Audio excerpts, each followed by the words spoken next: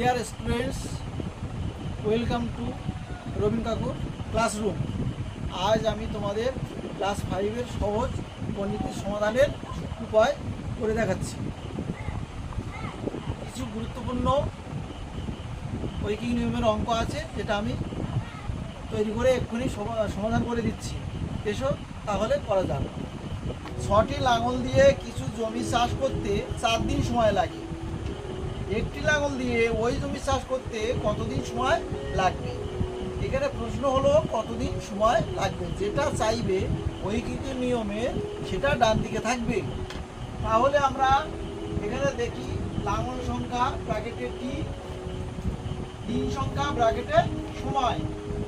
6টি লাঙল যদি চাষ করা যায় 4 দিন সময় লাগে, আর একটি লাঙল দিয়ে তাহলে কতদিন সময় লাগবে? তাহলে আমাদের এখানে দিন চেয়েছি, এখানে লাঙলের সঙ্গে সময়ের সরল সম্পর্ক।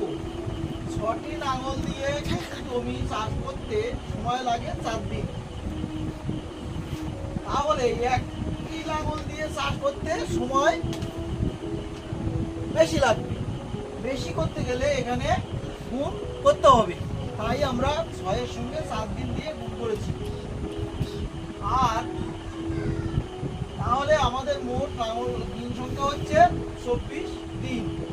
অতএব নির্ণীয় একটি লাঙল দিয়ে চাষ করতে সময় লাগবে 24 দিন। এটাই হলো সহজ সরল সমাধান।